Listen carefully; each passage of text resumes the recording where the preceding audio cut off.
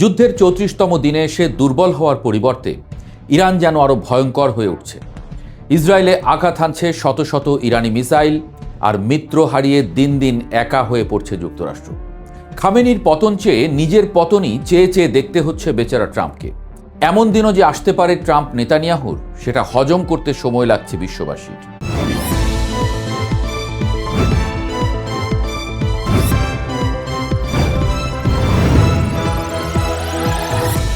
ইরানের Islamic revolutionary guard corps বা IRGC এবার একেবারে হিসাব পাল্টে দেওয়া এক সামরিক পদক্ষেপ নিয়েছে। এতদিন ধরে চলা উত্তেজনার পারদকে তারা এক ধাক্কায় যেন চূড়ায় নিয়ে গেছে। আইআরজিসি এবং তাদের মিত্রদের নিয়ে তৈরি প্রতিরোধ ফ্রন্ট একযোগে ১০০টিরও বেশি ভারী ক্ষেপণাস্ত্র ও ড্রোন ব্যবহার করেছে। রাতের অন্ধকারে একসঙ্গে এতগুলো মারণাস্ত্র উড়ে যাওয়ার দৃশ্যটি সাধারণ মানুষের জন্য নিশ্চিতভাবেই এক ভয়ঙ্কর অভিজ্ঞতা। তাদের ছোঁড়া অন্তত ২০০টি রকেটের বিশাল বহর শুধু ইসরায়েলের ভেতরের বিভিন্ন স্থানকেই লক্ষ্যবস্তু করেনি, পারস্য উপসাগরে থাকা মার্কিন সামরিক স্থাপনাগুলোও এবার সরাসরি আক্রমণের শিকার হয়েছে। বাহরাইনে অবস্থিত মার্কিন বাহিনীর একটি গুরুত্বপূর্ণ ঘাঁটি এবং কুয়েতের আল আদিরি ঘাঁটিতে থাকা মার্কিন হেলিকপ্টার ইউনিটের উপর তারা আঘাত এনেছে। আইআরজিসি দাবি করেছে এই হামলায় কুয়েতে একটি মার্কিন হেলিকপ্টার সম্পূর্ণ ধ্বংস হয়ে গেছে। ইরানের সম্প্রচার মাধ্যম আইআরআইবিকে দেওয়া এক আনুষ্ঠানিক বিবৃতিতে বাহিনীটি স্পষ্টভাবে জানিয়ে দিয়েছে, শত্রুদের উপর এই ধরনের হামলা সামনে অব্যাহত থাকবে। অন্যদিকে ইসরায়েলের মধ্যাঞ্চল লক্ষ্য করে ইরানের ছোড়া অন্তত ১১টি ব্যালিস্টিক ক্ষেপণাস্ত্র আছড়ে পড়েছে। গত ২৮ ফেব্রুয়ারি যুদ্ধ শুরুর প্রথম দিককার দিনগুলোর পর থেকেই এটি ইসরায়েলের উপরে চালানো সবচেয়ে বড় হামলা। সাধারণত ইসরায়েলকে লক্ষ্য করে চালানো সাম্প্রতিক হামলাগুলোতে ইরান ৩টির মতো ক্ষেপণাস্ত্র ব্যবহার করে আসছিল। এবার সেই অলিখিত নিয়ম ভেঙে তারা একসঙ্গে এতগুলো ক্ষেপণাস্ত্র ছুঁড়েছে। ২ দফায় চালানো এই হামলায় প্রথমবার ১০টি এবং পরের বার একটি ক্ষেপণাস্ত্র ছোঁড়া হয়। ইসরায়েলের জরুরি সেবা সংস্থা মেগান ডেভিড অ্যাডম জানিয়েছে, এই হামলায় অন্তত ১৪ জন সাধারণ মানুষ আহত হয়েছেন। আহতদের মধ্যে স্প্লিন্টারের আঘাতে ১১ বছর বয়সী এক কিশোরীর অবস্থা বেশ আশঙ্কাজনক। এছাড়া ১৩ বছর বয়সী এক কিশোর এবং ৩৬ বছর বয়সী একজন নারীও স্প্লিন্টারের আঘাতে আহত হয়েছেন, যাদের চিকিৎসা চলছে। ইরানের ভেতরেও ধ্বংসযজ্ঞের যে চিত্র উঠে আসছে তা রীতিমতো শিউরে ওঠার মতো। যুদ্ধ মানেই যে সাধারণ মানুষের জীবনের সব হিসাব নিকাশ উল্টে যাওয়া, তা আরও একবার প্রমাণ হলো। যুক্তরাষ্ট্র এবং ইসরায়েলের যৌথ হামলায় দেশটিতে এ পর্যন্ত ১,১৫,০০০-এর বেশি বেসামরিক স্থাপনা পুরোপুরি ধ্বংস বা ব্যাপকভাবে ক্ষতিগ্রস্ত হয়েছে। ইরানের রেড ক্রিসেন্ট সোসাইটির দেওয়া হালনাগাদ তথ্য মতে এই ধ্বংসস্তূপের তালিকায় সাধারণ মানুষের থাকার ঘর, চিকিৎসা কেন্দ্র, শিক্ষা প্রতিষ্ঠান এবং জরুরি ত্রাণ কেন্দ্রও রয়েছে। এই বিপুল সংখ্যক ক্ষতিগ্রস্ত স্থাপনার খুব বড় একটি অংশ খোদ রাজধানী তেহরান প্রদেশে অবস্থিত। উদ্ধারকর্মীরা জীবনের ঝুঁকি নিয়ে দিনরাত এক করে ধ্বংসস্তূপ খুঁড়ে এ পর্যন্ত অন্তত ১,৫২৬ জনকে জীবিত বা মৃত অবস্থায় উদ্ধার করেছেন। মানুষের এতদিনের জমানো স্মৃতি আর বেঁচে থাকার অবলম্বনগুলো নিমেষেই ধুলোয় মিশে যাচ্ছে। এই ধ্বংসস্তূপের মাঝেই ইসরায়েলের সামরিক বাহিনী তেহরান জুড়ে তাদের ব্যাপক বিমান হামলা অব্যাহত রেখেছে। ইসরায়েলি সেনাবাহিনীর পক্ষ থেকে খুব ঠান্ডা মাথায় জানানো হয়েছে যে তাদের এই হামলা মূলত ইরানের বেশ কিছু গুরুত্বপূর্ণ সরকারি স্থাপনা লক্ষ্য করে চালানো হচ্ছে। নিখুঁত নিশানায় সরকারি অবকাঠামো গুঁড়িয়ে দেওয়ার এই অভিযানের পাশাপাশি ইরানের দিক থেকে আসা সম্ভাব্য পাল্টা হুমকি মোকাবেলাতেও তাদের বিমান বাহিনী সক্রিয়ভাবে কাজ করছে। তেহরান ছাড়াও ইরানের আরও কয়েকটি অঞ্চলে একই সঙ্গে ইসরায়েলি যুদ্ধ বিমানগুলো চক্কর কাটছে এবং আকাশপথের হুমকি প্রতিহত করার কাজ চালিয়ে যাচ্ছে। এত বড় মাত্রার হামলায় ঠিক কী পরিমাণ মানুষের প্রাণহানি ঘটেছে বা কত টাকার সম্পদ মাটিতে মিশে গেছে, সেই হিসাব তাৎক্ষণিকভাবে বিস্তারিত করে এখনও পাওয়া যাচ্ছে না। চারপাশে এত মৃত্যু আর ধ্বংসের পরও ইরান যে একটুও দুর্বল হয়নি, তা তাদের রাজনৈতিক নেতাদের কথায় খুব স্পষ্ট। ইরান যুক্তরাষ্ট্র ও ইসরায়েলের বিরুদ্ধে অন্তত আরও ৬ মাস একটানা যুদ্ধ চালিয়ে যাওয়ার জন্য নিজেদের প্রস্তুত করে রেখেছে। ইরানের পররাষ্ট্রমন্ত্রী আব্বাস আরাগচি আল জাজিরাকে দেওয়া এক দীর্ঘ সাক্ষাৎকারে অত্যন্ত আত্মবিশ্বাসের সঙ্গে এই কথাগুলো জানিয়েছেন। তেহরানে বসে দেওয়া এই সাক্ষাৎকারে আরাগচি জোর দিয়ে বলেছেন, শত্রুদের বেঁধে দেওয়া কোনো সময়সীমার তোয়াক্কা না করে ইরান নিজেকে রক্ষা করতে সংকল্পবদ্ধ। তিনি অত্যন্ত পরিষ্কার ভাষায় জানিয়ে দিয়েছেন যতদিন দরকার তারা এই লড়াই চালিয়ে যাবেন এবং তাদের সামরিক বাহিনী দীর্ঘমেয়াদী অভিযান পরিচালনার জন্য পুরোপুরি সক্ষম।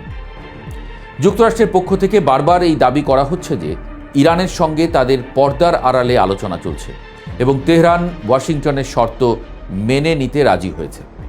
এই প্রসঙ্গের জবাবে আরাগচি আন্তর্জাতিক সম্পর্কের খুব সাধারণ একটি পাঠ দিয়েছেন।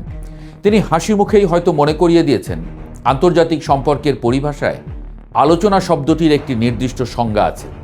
আলোচনা বলতে এমন এক পরিস্থিতিকে বোঝায় যেখানে দুই দেশ একটি চুক্তিতে পৌঁছানোর জন্য আনুষ্ঠানিকভাবে এক টেবিলে বসে কথা বলে। বর্তমানে ইরান ও যুক্তরাষ্ট্রের মধ্যে এমন কোনো পরিস্থিতি নেই। সংঘাতে জড়িত দেশগুলো অনেক সময় প্রত্যক্ষ বা পরোক্ষভাবে কিছু বার্তা আদান প্রদান করে বটে, কিন্তু কূটনীতির ভাষায় একে কখনোই আলোচনা বলা যায় না। অবশ্য ইরান ও যুক্তরাষ্ট্রের মধ্যে এই বার্তা আদান প্রদানের প্রক্রিয়াটি যে পুরোপুরি থেমে নেই, আরাগচি তা অকপটে স্বীকার করে নিয়েছেন।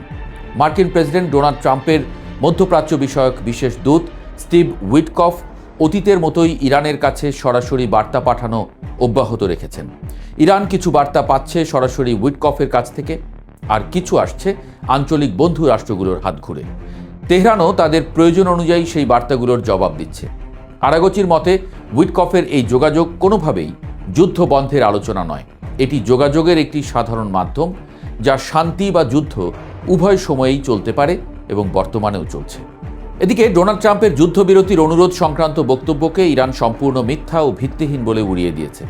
ট্রাম্প দাবি করেছেন ইরানের নতুন সরকারের প্রেসিডেন্ট যুক্তরাষ্ট্রের কাছে যুদ্ধবিরতির জন্য অনুরোধ করেছেন। ইরানের রাষ্ট্রীয় টেলিভিশনে পররাষ্ট্র মন্ত্রণালয়ের এক মুখপাত্রের বরাতে ট্রাম্পের এই দাবিকে স্রেফ মনগড়া আখ্যা দেওয়া হয়। পররাষ্ট্রমন্ত্রী আরাগচিও জানিয়েছেন তার দেশ যুক্তরাষ্ট্রের কাছে যুদ্ধবিরতির কোনো প্রস্তাব পাঠায়নি। বিভিন্ন আন্তর্জাতিক সংবাদ মাধ্যমে ইরানের তরফ থেকে দেওয়া 5 দফা যুদ্ধবিরতি প্রস্তাবের যে কথা বলা হয়েছে সেটিও নিছক অনুমান নির্ভর খবর। ইরান তাদের সিদ্ধান্তে অটল। তারা পরিষ্কার জানিয়ে দিয়েছে যতক্ষণ না আক্রমণকারী দেশকে শাস্তি দেওয়া হচ্ছে এবং ইরানকে এই বিপুল ধ্বংসযজ্ঞের পূর্ণ ক্ষতিপূরণ দেওয়া হচ্ছে ততক্ষণ পর্যন্ত এই সংঘাত থামবে না। যুদ্ধের এই আগুন লেবানন ফ্রন্টে সমান তালে জ্বলছে। সেখানে ইসরায়েলি বাহিনীর অবস্থা খুব একটা স্বস্তিদায়ক নয়। ইসরায়েলের সামরিক বাহিনী নিজেই জানিয়েছে লেবানন ও ইরানের সঙ্গে যুদ্ধ শুরু হওয়ার পর থেকে এই পর্যন্ত তাদের 10 জন সেনা নিহত এবং 309 জন আহত হয়েছেন। দক্ষিণ লেবাননে ইরানের প্রক্সি যোদ্ধাদের সঙ্গে ইসরায়েলি বাহিনীর ব্যাপক মাত্রায় মুখোমুখি সংঘাত চলছে। ইসরায়েলের সেনাবাহিনী সেখানে একটি নিরাপদ অঞ্চল বা বাফার জোন তৈরির চেষ্টা করছে, আর সেখানেই তারা প্রবল বাধার মুখে পড়েছে। গত 24 ঘণ্টাতেই দক্ষিণ লেবাননের লড়াই চলাকালে ইসরায়েলের 48 জন কর্মকর্তা ও সেনা সদস্য আহত হয়েছেন বলে গণমাধ্যমে খবর এসেছে। ইরানের প্রক্সি যোদ্ধাদের দাবি তারা ইসরায়েলের সামরিক বাহিনীর সদস্য এবং তাদের অবস্থান লক্ষ্য করে একের পর এক হামলা চালিয়েছে। লেবাননের সাধারণ মানুষকে এই যুদ্ধের জন্য অত্যন্ত চড়া মূল্য দিতে হচ্ছে। দেশটির স্বাস্থ্য মন্ত্রণালয়ের হিসাব অনুযায়ী গত 2রা মার্চ থেকে শুরু হওয়া ইসরায়েলি হামলায় লেবাননে এ পর্যন্ত অন্তত 1318 জন মানুষ প্রাণ হারিয়েছেন। আহত হয়েছেন আরও 3935 জন। প্রতিদিন এই মৃত্যুর সংখ্যা দীর্ঘ হচ্ছে।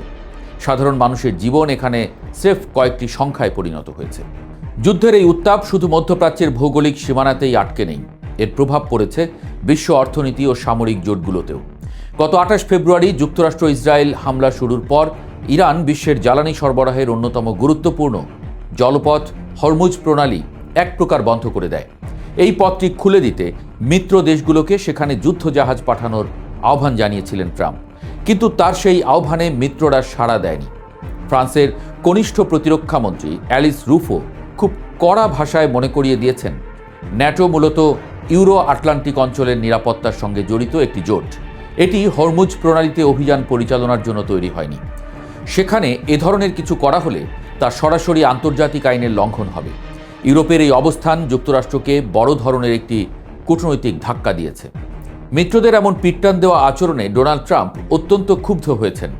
ইরানের বিরুদ্ধে যুদ্ধে ন্যাটো যোগ দিতে ব্যর্থ হয় তিনি এখন এই সামরিক জোট থেকে যুক্তরাষ্ট্রকে বের করে নেওয়ার কথা খুব গুরুত্ব দিয়ে ভাবছেন।